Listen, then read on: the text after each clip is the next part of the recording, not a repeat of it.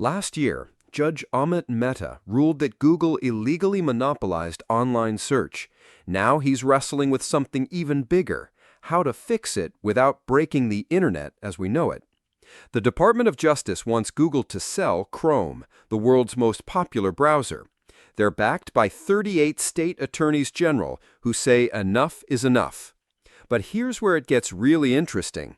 This isn't just about search anymore. It's about who controls the future of artificial intelligence. During the trial, executives from OpenAI, the company behind ChatGPT, testified they'd love to buy Chrome if it goes up for sale. Perplexity, another AI startup, said the same thing. Why do they care so much about a web browser? Because Chrome is the gateway. It's how billions of people access Google Search every single day. Think about your own habits. When you open Chrome, where does it take you? Google. When you type something in the address bar, what happens? Google Search. That's not an accident. It's a pipeline that feeds directly into Google's monopoly. The Justice Department argues that forcing Google to sell Chrome would break this pipeline. Google fights back, saying it would make Chrome insecure and obsolete. Lisa Taub, a Google vice president, warned that spinning off Chrome would compromise its security and functionality. But the Chrome sale is just one piece of a much larger puzzle. The real battle is over data, specifically the massive amounts of search data Google has collected over decades. OpenAI made a fascinating argument in court. They said they need access to Google's search data to build competitive AI search tools. Without it, they're like a chef trying to cook without ingredients. Traditional search engines could scrape the web to build their indexes, but AI-powered search, that's a completely different beast. Modern AI search doesn't just find links, it understands your question, synthesizes information from multiple sources, and gives you a direct answer. ChatGPT's new search feature does this, so does Perplexity, but they're working with a fraction of the data Google has. This is where Judge Mehta finds himself in uncharted territory. During closing arguments, he admitted he's been struggling with how much weight to give AI in his decision. Should he focus on fixing past wrongs, or should he look ahead to an AI-dominated future? The timing couldn't be more critical. We're watching search transform before our eyes. Google's testing something called Search Generative Experience, where AI writes answers instead of just showing links. Microsoft integrated its Copilot AI directly into Bing. The old world of 10 blue links is disappearing. Here's what makes this so complicated. When the case started, these AI products didn't even exist. Google's lawyers pointed this out, arguing you can't punish them for impacting products that weren't around. But the Justice Department countered with a simple truth. Remedies have to be forward-looking. You don't fix monopolies by only looking backward. The testimony revealed something crucial. Perplexity executives said Google's exclusive contracts with device makers already block them from competing in AI assistance. Even as we speak, those same contracts that locked in Google Search are now locking out AI competitors. Judge Mehta is considering several remedies. Besides the Chrome sale, he's looking at forcing Google to share its search data with competitors. Imagine if every AI startup suddenly had access to the same information Google uses. It could spark an explosion of innovation, or it could raise massive privacy concerns. He's also considering limits on Google's exclusive agreements.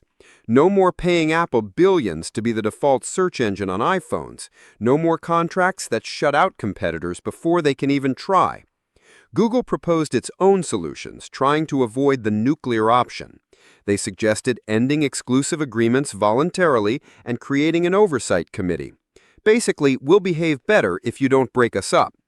But critics say that's not enough. They argue Google's dominance in search gives them an insurmountable advantage in AI. Every search query teaches their AI systems. Every click provides training data. Every user interaction makes their models smarter. How can startups compete with that? The implications stretch far beyond Silicon Valley. If you're a small business owner relying on Google Ads, this matters. If you're a student using AI for research, this affects you. If you're anyone who's ever asked ChatGPT a question or used Google to find an answer, the outcome of this case will shape your digital future. We're not just talking about market share or corporate profits. We're talking about who controls the flow of information in an AI-powered world. When AI can generate answers instead of just finding them, whoever controls the AI controls what people believe is true. The judge faces an impossible balancing act. Push too hard, and he might break systems billions of people rely on. Push too little, and Google's monopoly extends into the AI age, potentially for decades. Some experts worry about unintended consequences. What if breaking up Google makes search worse? What if Chrome becomes a security nightmare without Google's resources? What if forcing data sharing creates privacy disasters? Others say those risks pale compared to letting one company control both search and AI. They point to history, Standard Oil, AT&T, Microsoft, and argue that breaking up monopolies spurs innovation, not stifles it. The most intriguing part, Judge Mehta seems to be looking for middle ground. He's indicated he wants something between the Justice Department's aggressive proposals and Google's mild alternatives. But what does that middle ground look like when you're dealing with technology that's evolving by the day? Generative AI isn't waiting for the courts to catch up. It's already changing how we find information, make decisions, and understand the world. The question is whether competition will drive that change, or whether one company will control it all. Think about the last time you searched for something. Did you want a list of websites, or did you want an answer? That shift, from search as navigation to search as answer engine, that's what's really at stake here. The judge's decision, expected by August, won't just determine Google's fate. It'll set precedents for how we regulate AI, how we ensure competition in digital markets, and how we balance innovation with fairness. This case started as a simple question. Did Google play fair? It's ending as something much bigger. Who gets to shape the AI revolution? As we wait for the ruling, one thing's clear. The way we search for information is changing forever. The only question is whether that future will have one gatekeeper or many. What do you think? Should Google be forced to share its data and sell Chrome, or would that cause more problems than it solves? Whether you're team breakup or team keep it together, this decision affects us all. The future of how we find information, how AI develops, and who gets to compete, it all comes down to what one judge decides in a Washington courtroom.